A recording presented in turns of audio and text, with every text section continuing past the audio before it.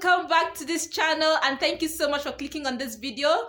My name is Ini, just in case you're new here and you are watching the newness space. I hope you find our content enjoyable and a reason to stay on board and be part of this amazing family. To all my subscribers, thank you so much. I appreciate all of you. God bless you. So in today's video, we're gonna be looking at some of the tips you should consider as you search for a house help, a nanny, or someone helping you around the house. So what are some of the things you should consider or look out for as you search for a house help, a nanny, and someone helping you around the house? That's what we'll be looking at in today's video. And guess what? Today we have a guest who will be taking us through in today's video. Her name is Grace Mugane. Grace Mugane is a wife, a mom, and she is experienced in this area of house helps. So she's gonna be talking to us about some of the tips to consider as you search for a house help, a nanny, or just someone helping you around in the house. So are you ready for us to get into this video today? Let's go straight into this.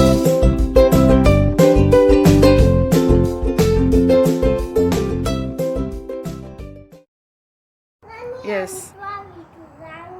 Hello, my name is Grace Mugane. I'm here to shoot a video, basically to help new mothers with tips on what that they can look for when looking for a house help. I am a mother of one daughter. She's 4 years old. From my experience, the people who have a lot of anxiety when looking for house help would be new mothers, because it's something new which they have not experienced, and there's even more anxiety when one is about to go back to work and leaving their precious angel with probably someone they have never worked with. So there are just a few things that one should consider when looking for a nanny or a house help for that matter. One of those things is where you're getting your help from.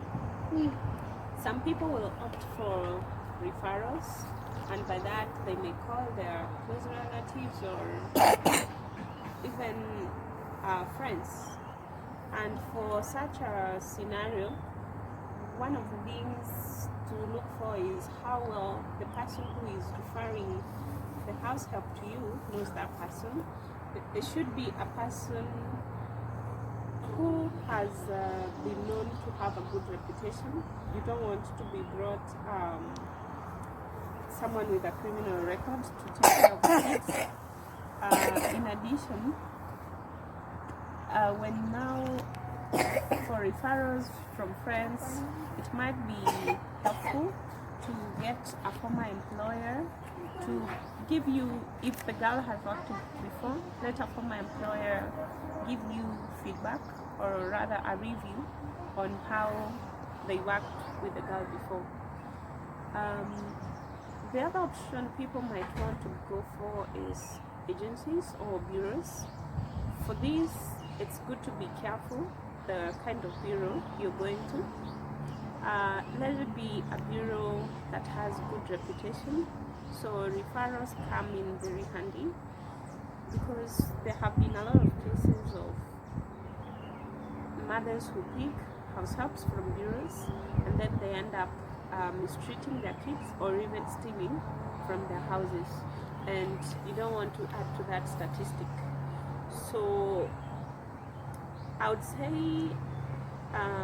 do not consider the costs of hiring as a very big hindrance, because your baby is more precious than anything. So there are some good bureaus that are a bit more expensive, but it counts to give you peace of mind, and that is not comparable to any kind of money.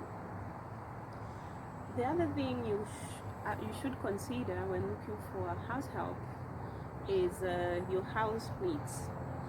If you have kids who are going to school, for instance, you need a nanny who can help them do homework. That means they need to have at least done class 8 or form 4, so that they are able to help the kid do the homework. Because there are times as a mother you'll not probably be there on time to help your kids do homework. If you have a very young child, you may want to ensure that the nanny you're looking for or the nanny you get has the ability and experience to handle a young child, because there are some who would say they don't want kids below a certain age, and if that is their choice, then you don't want to risk with your child. In addition, you should consider like the number of kids you have in the house, so that you're not getting a very young girl who is supposed to handle 3 or more kids and has no experience or ability, such that the kids may terrorize the girl. As we know, they terrorize us as mothers too. So let it be someone who can handle the number and ages of kids that you have. It's also important to consider the personality of the girl you're looking for, so that they are friendly to your kids. You don't want someone who will come and shout at your kids or mistreat them. So look out for cues that may show that this person is hot-tempered or is not considerate to kids. I've had a number of cases of people who say if they get a nanny who does housework better than looking after kids, they would rather go for one who looks after kids better. And the primary reasoning behind that is that the main reason you need a nanny is to look after your kids. Housework can come second. You also would want to consider your personality versus the personality of the house help you're getting. As we know, even between as mothers and our partners, there are personalities that go well together and others that just cannot do well together. So if you're both hot-headed, it's not going to work. So it's best if you get someone with a personality that is complementary to yours. In addition, when looking at the behavior of the nanny,